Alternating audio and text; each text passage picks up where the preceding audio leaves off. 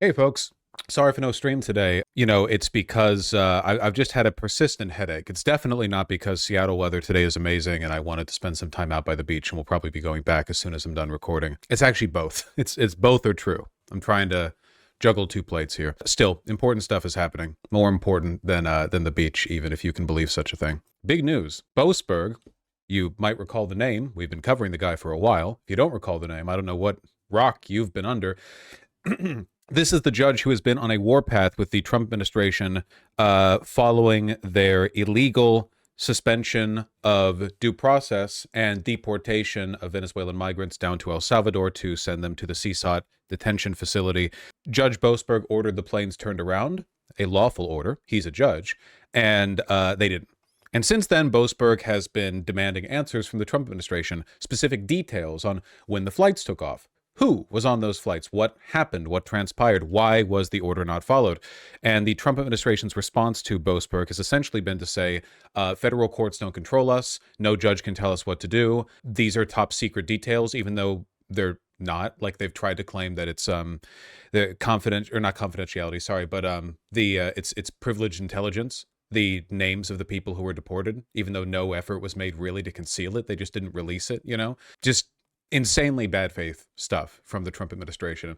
Every lawyer they've sent down to argue with Boasberg has been somewhere on the spectrum of like inept and bumbling because they don't have any answers to openly contemptuous. And in response to all of that, now Boasberg is saying that probable cause exists to hold Trump administration officials in criminal contempt for the violation of his order to return the plane that was headed down to El Salvador with those migrants who are being illegally sent to a torture camp, which is bad. We don't want that, folks. It's not great, the state of things as they are right now. So there's not really much of a precedent to this, right? Like, how often does the presidential administration, which, again, keep in mind that part of the executive branch is the Department of Justice, how often does the Department of Justice get held in contempt by a federal judge? Not often. If I was, a more studious or perhaps less headache-addled live streamer, I would have looked the answer up before asking it rhetorically, but I didn't. Who am I kidding? If I didn't have a headache, I still wouldn't have looked it up. It doesn't happen often, is my point, okay? It doesn't happen often. And how do you, like, my understanding is that generally speaking, when you go after somebody for something like that, you get a prosecutor from the Justice Department, who in the Justice Department is going to be willing to go up against the Trump administration. That's suicide for them.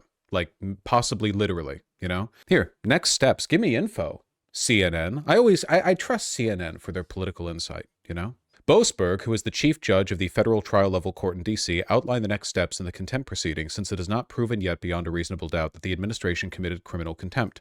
Boasberg says he wants sworn statements first from people who can attest to the officials making the decisions not to turn the planes around as they carried migrants to El Salvador on March 15th. See, this is going to be tough because even if he demands that, so keep in mind that, like, we're right now on the heels of the Trump administration openly and flagrantly ignoring a 9-0 Supreme Court ruling, right? This administration is not being brought in for anyone. But the way they're ignoring this, the way the Trump administration is ignoring this, is by pretending the 9-0 ruling is in its favor, by saying that it can facilitate the return of a unlawfully deported man over in El Salvador by, like, not putting up any barriers to his return if he makes it back to the States, but they're still pretending that they can't do anything about removing Garcia from CSOT down in El Salvador, which is a lie, of course. El Salvador is a paid client state of the United States. We are literally paying them to take our criminals. Obviously, we can remove people from there if we want to. I don't know what they're going to do in response to this. Boasberg says he wants sworn statements. They're not going to want to provide those sworn statements. Like, I wouldn't be surprised if this falters at the first hurdle, right? The Trump administration just refusing to comply with this. Then Boasberg says if those statements aren't satisfactory to him, he will ask for live witnesses to testify at hearings or depositions. But what happens if nobody shows? I mean, this is the problem that we're going to keep running into, which is that, like, at the end of the day, you can escalate and escalate and escalate. But how do police make sure that you don't, violate the law, right? Day to day. I mean, you can have a fine issued, a citation. What if you don't pay the fine? What if you don't go to court to respond to, the ticket or whatever? Eventually, no matter which way you slice it, in law, If you break the rules for long enough, a guy with a gun shows up at your door and says, nah, you're coming with me. Sorry, you had a chance to solve this on your own. You didn't. Now you're coming with me. And, as much as it may upset anarchist theorists, it does seem like that's kind of the way law has to work, right? Because if you just give people permission to ignore it indefinitely, well, nobody can bring the Trump administration in. He's the president, He is the guy with the gun. There's not really any step up from that. There's not a higher authority to appeal to. It's why it's important to say stuff like the president's not above the law, even though now he definitely is. I'm very interested in seeing how this plays out. I mean, the best case scenario, the most important thing that we can do, politically speaking, right, is more Americans have to wake up, right?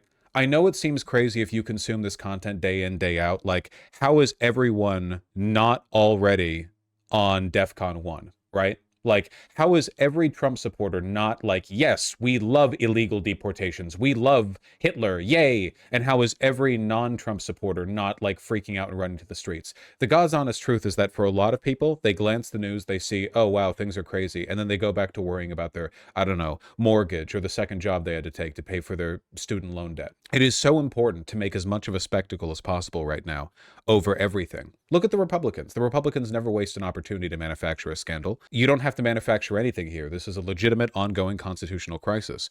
I'm glad that Boasberg has been aggressive here because his aggression paves the way for this topic to be discussed over and over. We can't just accept that the Trump administration is above the law and then go like, okay, well, since we know that doesn't work, we can't try anything. You have to keep trying over and over and over and over and over again, even if the outcome is more or less guaranteed. Because every time you try, you make headlines. Every time the issue gets, brought back up, you have the opportunity, maybe, to introduce a new person to the topic, to win over another person, or at the very least, dispel apathy. The people in our country are not acting like things are as bad as they are. Things are much worse than people seem to believe they are. It's like that with the general populace. It's like that with the economy, where hedge fund managers and investors are still nervously acting as though the tariffs are going to go away somehow, Good Lord. Look at these article suggestions. Judge Nebrego Garcia's case says there's no evidence Trump administration's following her orders. This is Zinnia, right? Zinnia? Zinnis, not... okay, sorry. I was thinking perhaps of Xena Warrior Princess. Zinnis. There aren't a lot of X names I'm aware of. Mix those up. Blended them in my head. Yeah, of course the Trump administration isn't following her orders. She demanded daily updates, and she's not getting them. Justice Department fires immigration lawyer who argued case of mistakenly deported man. Of course the Justice Department did. They don't want their lawyers arguing on the other side of the fascist crackdown. Look, it's pretty bad right now, obviously. But I do still believe that there is an unsustainability to the way things are proceeding.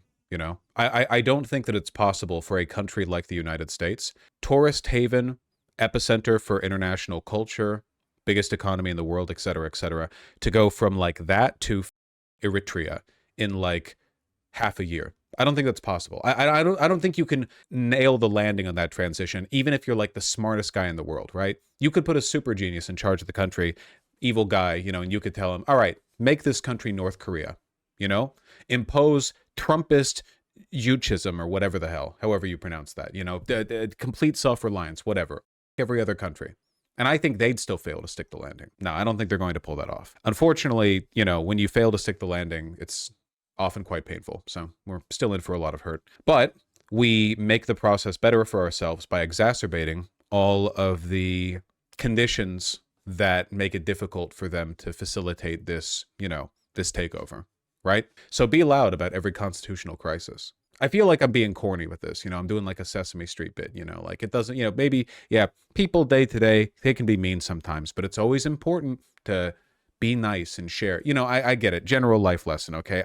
But I just think a lot of people, like, when you give up, you're doing what they want you to do. That's the whole point of this opening blitz. You might wonder, like, well, why didn't the Trump administration structure this so that, like, over time your rights are slowly rescinded? Because that gives you more time to protest. The reason they're doing all of this all at once is because they want you to freak out and go like, oh, well, yep, Trump's above the law, nothing you can do. Well, and I acknowledge that it's very difficult to avoid falling into that trap, but it doesn't, like, you still have to be loud about it, We'll see if they get held in contempt. I doubt it'll get that far, because I have a feeling they're going to trip at some hurdles here. Eventually, like, I feel like the Trump administration's response is going to be to arrest Boasberg on false charges. We'll see how things go. We'll see.